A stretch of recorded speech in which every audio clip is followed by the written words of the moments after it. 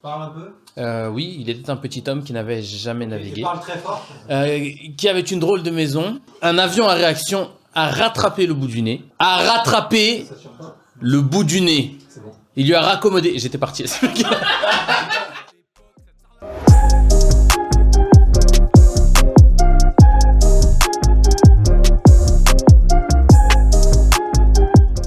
Mes parents, ils m'appellent avec que des syllabes. Genre, hey. Et je comprends que c'est moi. Il manque les consonnes, mais je sais que c'est moi. Oui. J'entends souvent que le et, mais à l'intonation, je sais que c'est moi.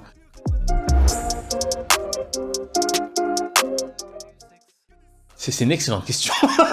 Non, ben disons que au début j'étais venu faire de la basse. Après je suis venu rapper de temps en temps. Et sinon, je viens faire des coucous de temps en temps, sourire. Je saurais pas définir mon rôle précisément. Si quelqu'un peut m'aider d'ailleurs.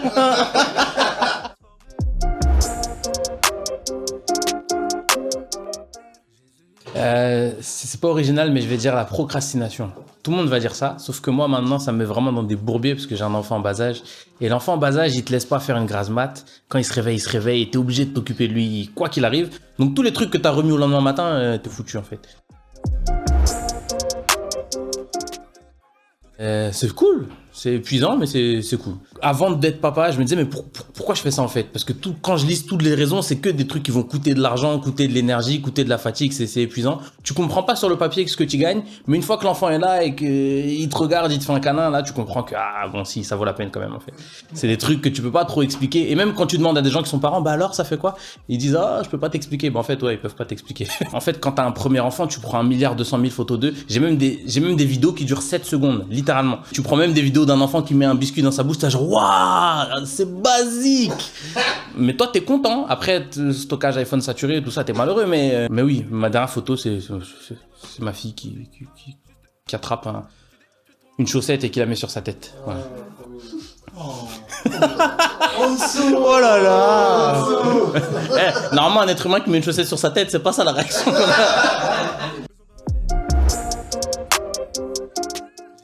Quand j'étais petit, il y avait un grand miroir que mon père venait d'acheter. Et j'aimais trop jouer au ballon. On était en appartement et j'aimais trop jouer au ballon. Et mon père, il m'a dit, tu joues au ballon, mais fais attention le miroir. Qu'elle a fait attention à ce miroir quand même.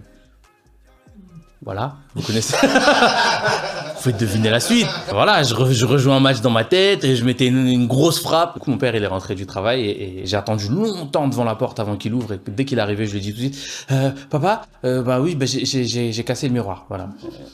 Et je me suis balancé tout de suite. C'était une bonne stratégie d'ailleurs, parce que je me suis fait moins terminer que ce que je pensais. Si j'ai 3 petits points. Ah, je serais relou, hein. Je serais du genre le mec qui croit qu'on peut tout expliquer. Je serais pénible. Je serais à dire oui, mais où, vous là, avec vos contes de fées, vos trucs. Je serais là à essayer de tout rationaliser, tout dire que tout est logique et tout. Et je serais pénible, je pense. Parce que j'ai essayé de tout rationaliser, tout ça justement.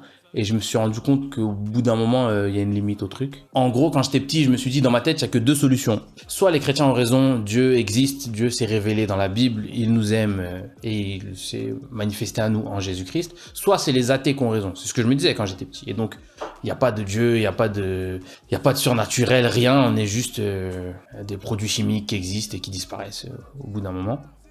Et je me suis dit, si jamais je deviens athée, et que c'est les chrétiens qui ont raison, je vais aller en enfer. Pas cool. Mais si jamais je deviens chrétien et que c'est les athées qui ont raison, au pire, j'aurai même pas l'occasion de regretter parce que je vais disparaître. Et donc, en tant qu'enfant, avec ma réflexion d'enfant à l'époque, c'est ce qui m'a un peu dirigé à me dire, ouais, essaye de devenir chrétien, regarde ce qu'il en est. Après coup, en grandissant, là, j'ai découvert ce que disait la Bible, j'ai découvert ce que c'était que l'espérance, l'œuvre de Jésus sur la croix. J'ai pris le temps de comprendre tout ça, mais la réflexion initiale, c'était une réflexion d'enfant. Il y avait eu une période de deuil il y a quelques années où plein de choses difficiles sont arrivées en même temps. C'est un peu difficile de se raccrocher sur Dieu quand c'est des choses où on sait que Dieu les a permis. Et parfois, on a du mal à se dire on va s'appuyer et se confier dans la personne qui a permis que la chose arrive. Et quand on pense comme ça, parfois ça peut être compliqué et difficile, mais ça a été l'occasion aussi pour moi de redécouvrir la souveraineté de Dieu, qu'en gros Dieu décide de tout et fait ce qu'il veut, mais qu'il nous fait quand même grâce et qu'il fait quand même des bontés dans ce qu'il décide. Et j'ai vu aussi que c'est Dieu qui a permis la victoire sur ces épreuves. Comme j'ai la parole, ça permet d'être persévérant. Il a été là, donc il sera encore là. Et ça permet aussi de... forcément, les deuils, ça fait toujours relativiser les choses en disant on considère que tout est acquis, mais en fait, on est une herbe qui est là aujourd'hui et qui demain sera jetée au feu. C'est très c'est badant, je sens que j'ai mis une mauvaise ambiance. En vrai, en soi, c'est une belle chose que de se dire que certes, on est une herbe qui passe, mais une herbe dont Dieu prend soin. Voilà.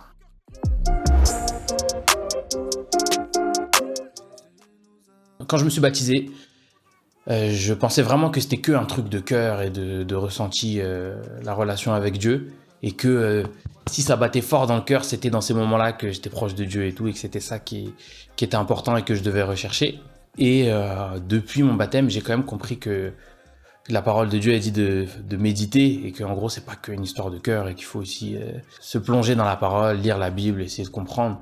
En gros, avoir une théologie, faire un peu de théologie dans le sens où il faut étudier ce que dit la Bible, étudier ce en quoi on croit, tout en gardant quand même une relation avec Dieu, tout en gardant une vie spirituelle et pas en se confiant que dans sa tête et dans ce qu'on comprend intellectuellement. J'aime bien C'est ton cœur qui le veut, même s'il dure 9 minutes, parce que j'aime bien ce que ça raconte. Ça le dit pendant 9 minutes, mais j'aime bien comment ça le dit.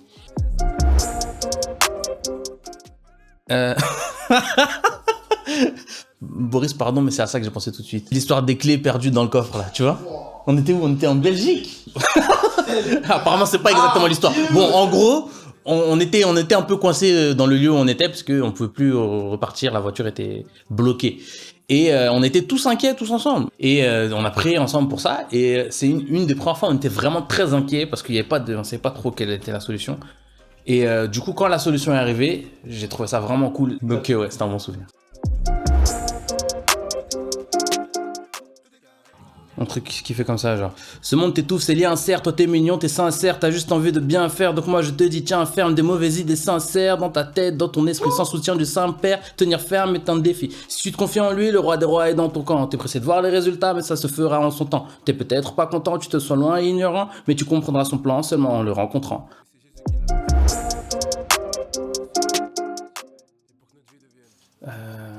Hirondelle.